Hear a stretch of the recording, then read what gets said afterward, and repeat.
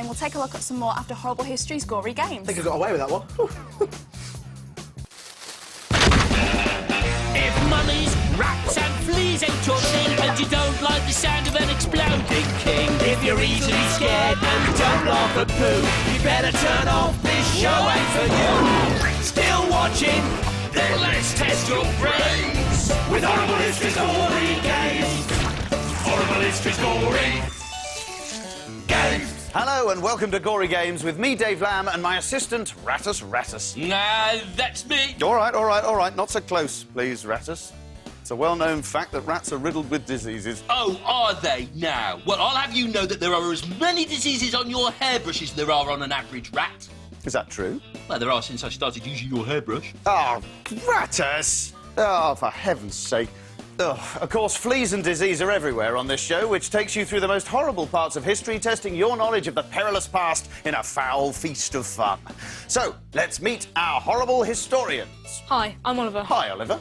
Hi, Dave. I'm Kelly. Hi, Kaylee. Hi, I'm Amari. Hi, Amari. As a warm-up game, I think we should go all the way back to Scotland in Georgian times, so I can reintroduce my favourite ever historical game called Bash the Barrel. Back then, the barrel would be hung from a tree and the players would gallop up to it on the horseback and try to smash it open. Of course, we decided that horse riding was far too dangerous. Oh, that's very sensible for once. Yes, so our contestants will just run up to the barrel and keep smashing it until the cat falls out. OK, get ready. Hang on.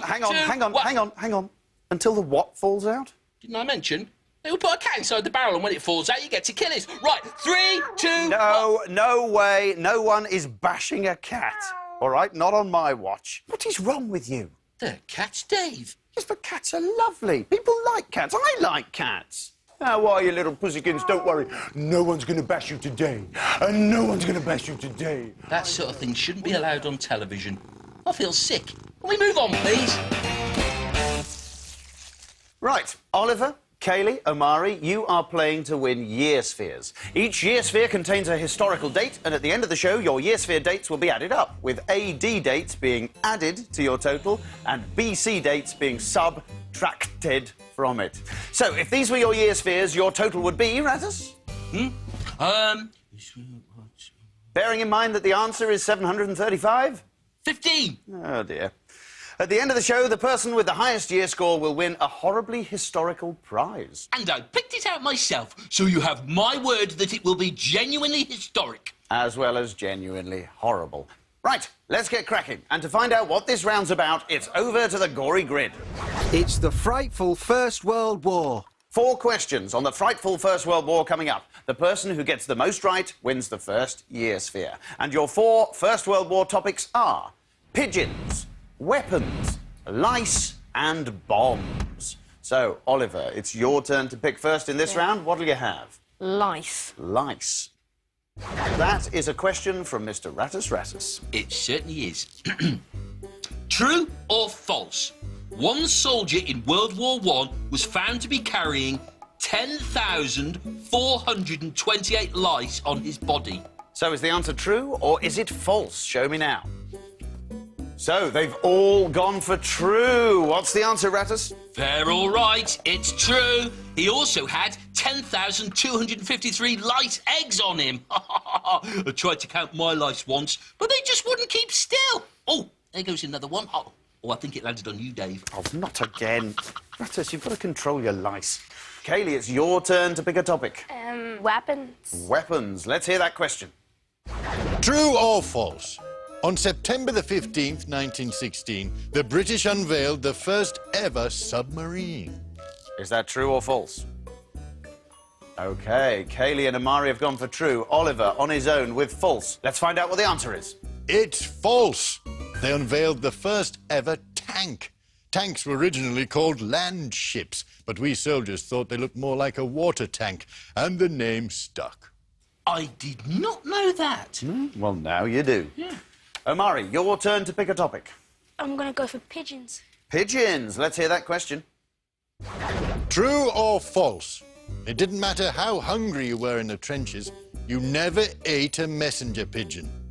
Let's see your answers now, please. There we go. Oliver and Kaylee going for true. Omari this time on his own with false. Let's find out.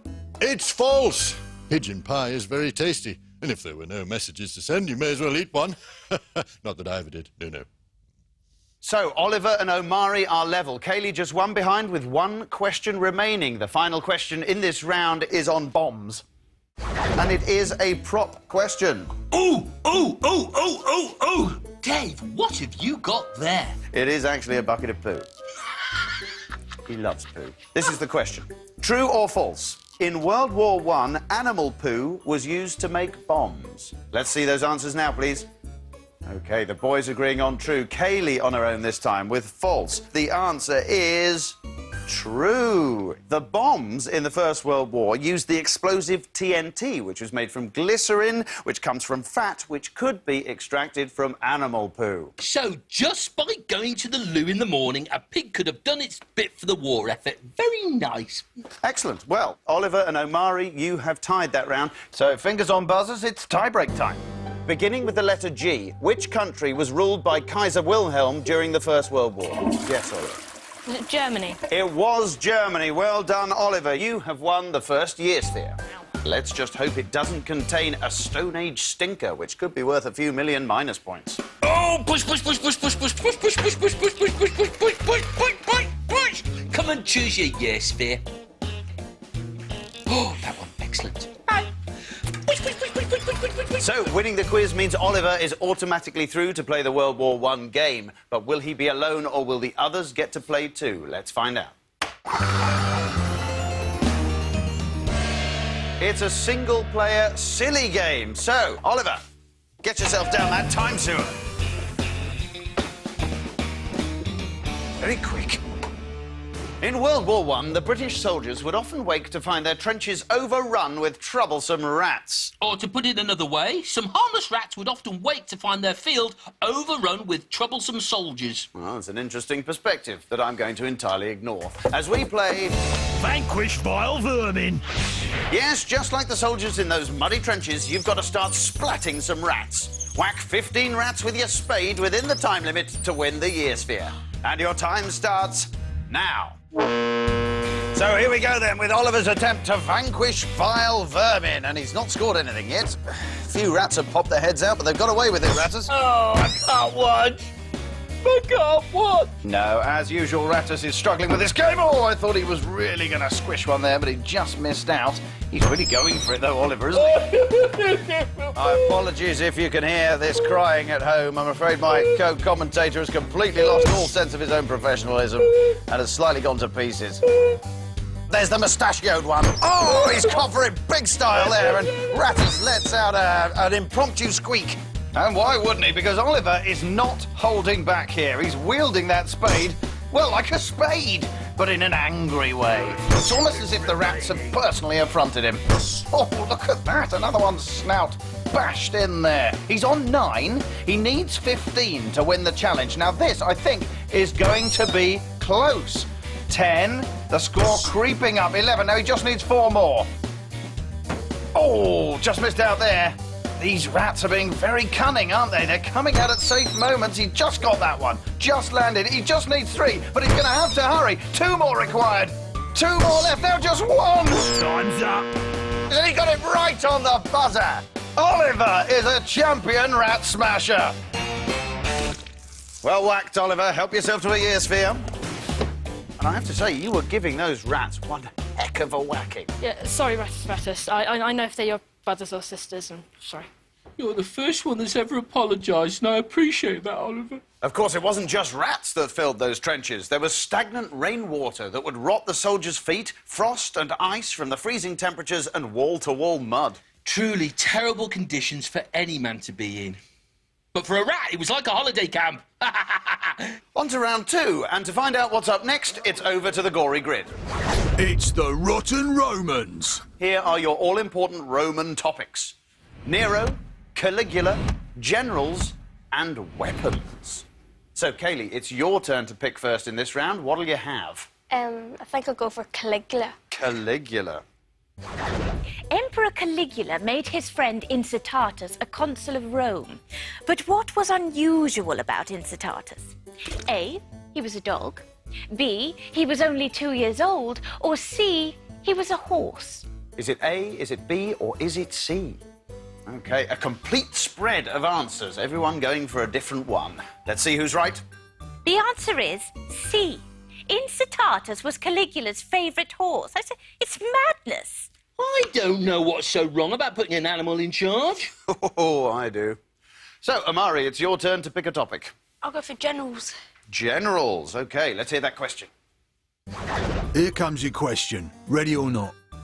What did famous general Hannibal of Carthage use to defeat the Romans in battle? A. Flamethrowers, B. Rhinos, or C. Elephants? Let's see those answers now, please. OK, Oliver and Kaylee agreeing on C. Omari on his own with A. Let's find out who, if anyone, is right. The answer is C. He used elephants to defeat the Romans. Hannibal managed to get his war elephants from Africa across the Alps and into Italy, which was thought to be impossible. Mainly because elephants don't have passports. And do you know why they don't have passports? Well, they can't get a picture, can they? Have you tried getting an elephant into a photo booth? It's very difficult. Oliver, your turn to pick a topic. I'm going to go for Nero. Nero. Let's hear that question. Emperor Nero was a bloodthirsty sort. Which of these people did he not murder? A. His wife, B. His mother, or C. His teacher? Let's see those answers now, please. We've spelt out BBC, which is a particular favourite moment of mine. Oliver and Kaylee agreeing, Amari on his own. Let's find out who's right. The answer is C. Nero didn't murder his teacher, but he did order his teacher to kill himself. Nero murdered both his wives, his mother and his stepbrother. Certainly saved on birthday presents. Inappropriate. Sorry, bad rat. Right, one more question left in this round, all still to play for. The final topic is weapons.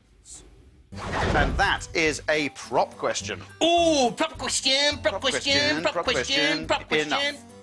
Look at that. Nasty piece of work, isn't it? A Roman spear, or pilum, had a 60-centimetre metal head that would snap off after it hit something. Why? Was it A, because they were badly made, B, so the enemy couldn't pick the spear up and throw it back, or C, so you could carry the metal head in your pocket while marching? Let's see those answers now, please. Everybody has gone for B, all in total agreement. And the answer is indeed B, so well done, everybody. The enemy couldn't pick up the spear and throw it back. I did not know that. So, at the end of that round, we see that Oliver, with 3 points, has won himself another year sphere. Collect it for us now, Oliver. OK, Oliver, as the quiz winner, you're also through to play the Roman game, but will it be just you, or will the others play too? Let's find out. It's an all-play gory game, so that means it's off down the time sewer with a lot of you. Lead on, Amari.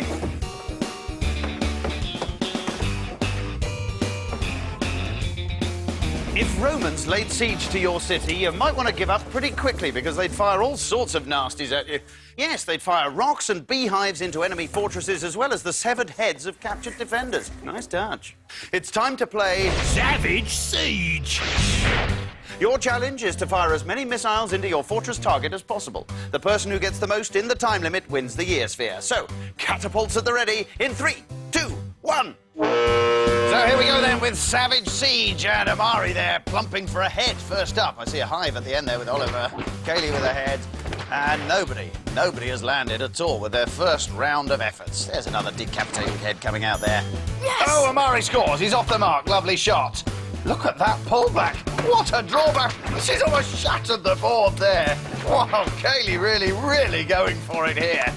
And Amari. Yes! Oh, he celebrates again. You always know when Amari scored because he shouts very loudly. Oliver, too, with a bit of a fist bump there. Oh, but it's nothing compared to Amari's celebration. Superb stuff.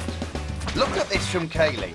She brings it, rocket, and it lands. Wow, good speed from the hive there. That worked very nicely.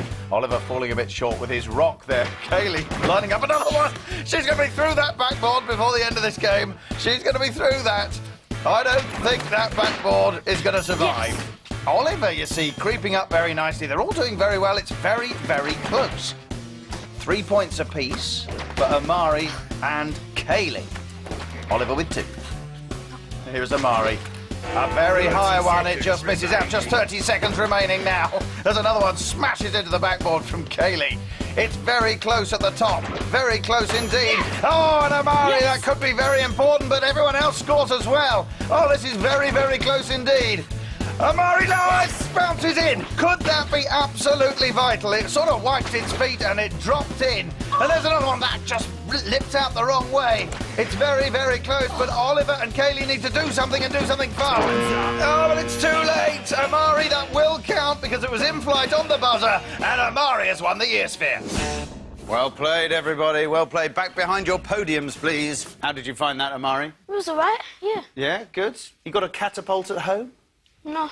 No? I'd like to, but no. You'd like to, would you? Excellent, good. So help yourself to a Year Sphere, Amari. Brilliant.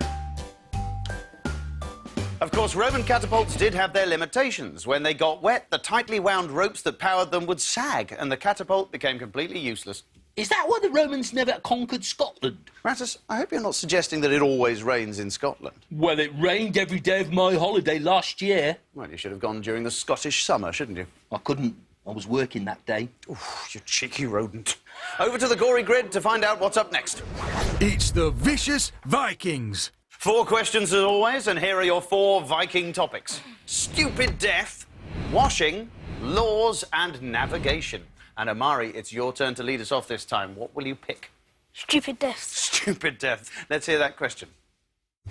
True or false? Viking ruler Sigurd of Orkney died when he caught a cold and sneezed himself to death. Is that true or is that false? OK, Kaylee and Amari agreeing on true. Oliver out on his own with false. Let's find out who's right. It's false! Sigurd was grazed by one of the teeth in the chopped-off head of an enemy warrior which he kept tied to his saddle. And wait for it, the bite got infected and he died! Oh, that one always cheers me up. Horrible. So, Oliver, your turn to pick a topic. I'm going to go with laws. Laws. Let's hear that question now, please. Is this true or false? Viking judges had to memorise all the Viking laws. Let's have a look at those answers. Well, there we go. The boys agreeing on true. Kaylee out on her own this time with false. Let's find out who's right. It's true. Yes, and if a judge forgot a Viking law, they were fined. Well, that's assuming anyone could remember the Viking law for what to do if a judge forgot a Viking law. Indeed. Yes, very good point, Rattus. Kaylee, your turn to pick a topic. Navigation. Navigation. That is a prop question. Oh! Oh! Oh! Oh! Oh! He loves prop questions, Rattus. Here is the prop. True or false? One of the ways that Vikings navigated was by looking at mud. Everybody's going for false, and no one is buying that one. Well, I can tell you that the answer is, in fact, true. Wow, that surprised them. Vikings categorised all the different types of mud they saw and were able to recognise it if they saw it again, which helped them to navigate. We rats navigate by different smells in the sewer. And let me tell you, Dave's house is dead easy to find. Watch it, all right? I've got pest control on speed dial. Yeah, don't forget that. 1 question left in this round, then. The final topic is washing, and this is the question. True or false? Our Viking soap was made out of whale blubber. Let's see your answers now, please. OK, a complete agreement again. Everybody thinks it's true across the board. Are they all right or are they all wrong? It's false! Our soap was made out of conkers. We Vikings wash once a week, every Saturday. Oh, must be a Friday! Washing once a week is just so wrong. Should be once a year. Yeah. That's the end of the round, and we can see that Oliver, with 2 points, has won himself another Year Sphere. Help yourself, Oliver. OK, Oliver, as the quiz winner, you're through to play the Viking game, but will it be just you, or will the others get to play too? Let's find out. It's a single-player, brainy game, so get your thinking cap on, Oliver, and then get down that time sewer. Vikings didn't just raid Britain, some of them settled here, and as a result, some Viking words have become part of the English language. It's time to play Wful Words. 7 words, but 2 don't come from the Vikings. Your challenge? To work out which 5 do. Choose 5 words and move them to the Viking board. Then touch the Viking axe to find out how many you've got right. Keep trying new combinations until you've got all 5, but you've got to be quick. You're against the clock. And your time starts now. And Oliver is underway, and he starts with shy. You're quite shy, aren't you, Rassus, really, underneath it all? Yeah, fundamentally quite a shy rat, Dave, yeah. Oh, by the way, Dave, should you ever meet a Viking, 2 words you should bear in mind are run and away. Yeah, I'm going to interrupt you there, Rassus, because Oliver has nearly finished the game. You have 4 right. 4 right. He has 4 right, so one of them is wrong. Which one's he going to take off? He's gone with slaughter, and he's replacing that with attack. Let's see how that's gone. You have 3 3 right, and rightly he removes attack. Slaughter goes back on. Oliver understands exactly what he's doing here. And he's taken off tickle, and for me, this is going to be it. I think he's done it. I think anger... You have all 5 Yeah, right. he's done it. No need to carry on, Oliver. You've finished. And there is the trademark fist pump. Welcome back, Oliver. Welcome back. Help yourself to another year sphere. There we go. That is a full podium. How did you find that, Oliver? I didn't know that Vikings, the Viking word was shy, really. So you didn't know those answers, you were just feeling your way and having guesswork. Very good performance. So you're quite right, tickle and attack aren't Viking words. Well done. Moving on, time for the final round. Over to the Gory Grid to find out what we've got. It's the measly Middle Ages. No quirky quiz in our final round. It's straight to our big all-play Middle Ages endgame, and it is a very, very messy one. So, everyone, get down that time sewer.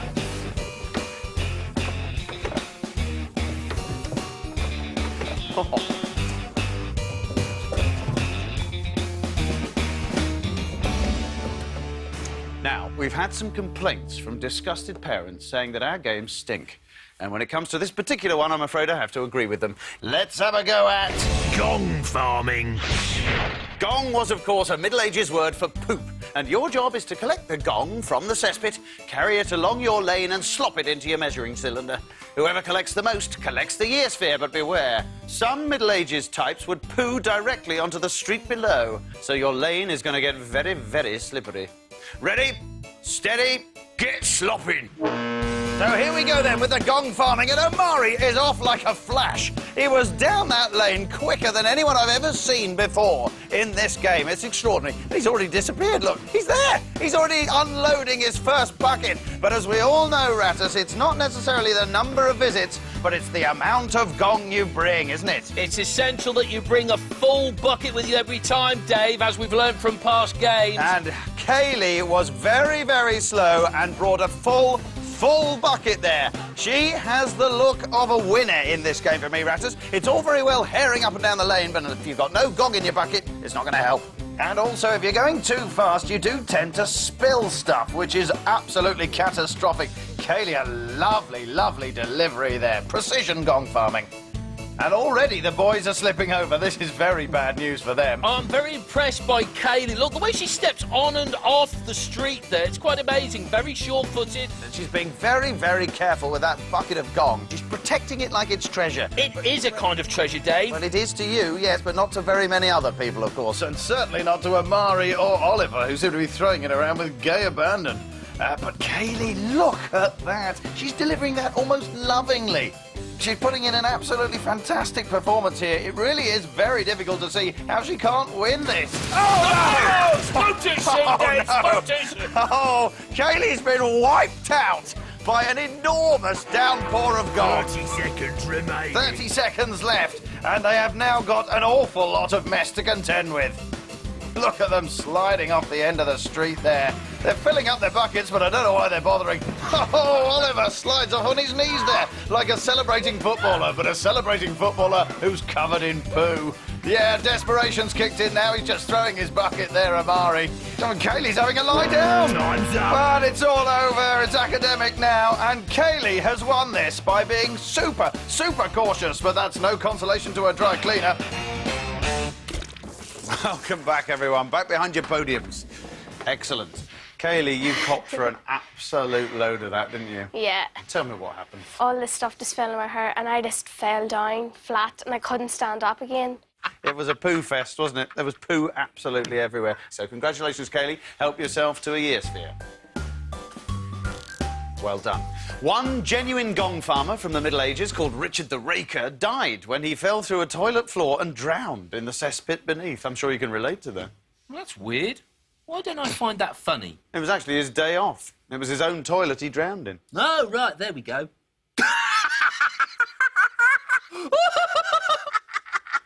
Oh, a little wee. Time to count up those year spheres, I think. And remember, AD years are added to your total and the BC years are subtracted from it. So you are all still very much in the game. Oliver, let's open up your first sphere. See what you've got. 1603 AD, the death of Queen Elizabeth I. Let's have a look at the second one. 122 AD, Hadrian's Wall built that year. Let's have a look at the third one. Oh, no.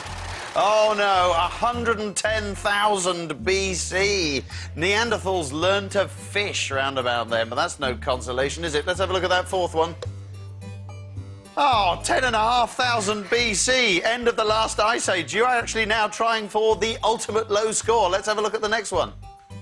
Oh, it's another one, 508 BC. Democracy was invented in Athens. Oh, Oliver, what a shame. All those year spheres, but all those negative scores. You've ended up with a total of minus 119,283. So, Kaylee, let's see what you've got. Can you beat that?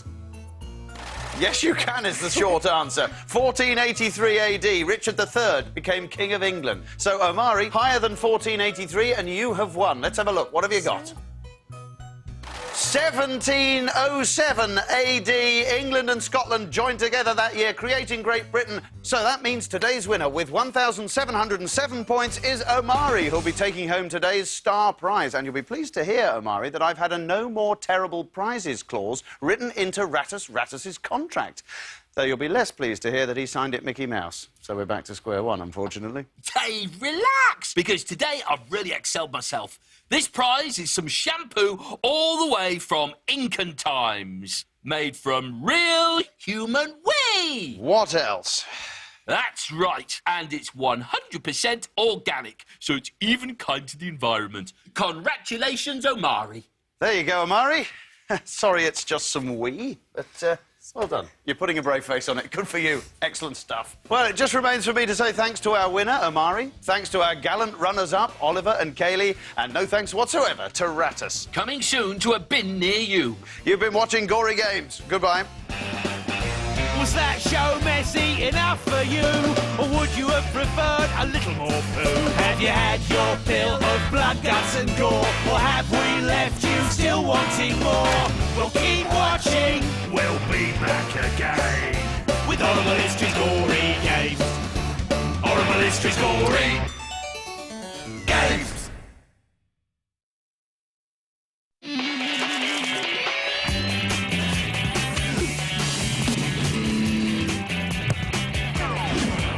CBBC.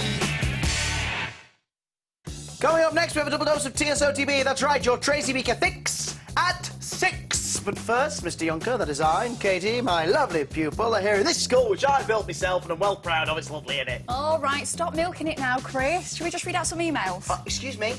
It's my school. OK, have you finished your homework?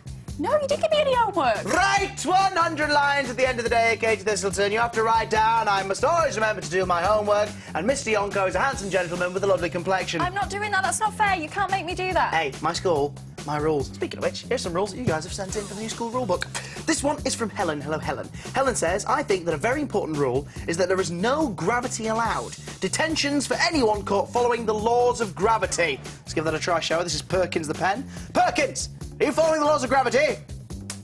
He isn't. Evidently, he is dropping. I don't think that's going to work. We're That one's a fail, yeah. That's a bit weird, that one. Yeah, it is. Anyway, this one's been sent in by Anna, and she thinks there should be a school disco every Tuesday. I love a school disco. We don't have much time for one, though, so maybe we should condense it into about 5 seconds. 5-second school disco? Yeah. Let's go for it. Hit it.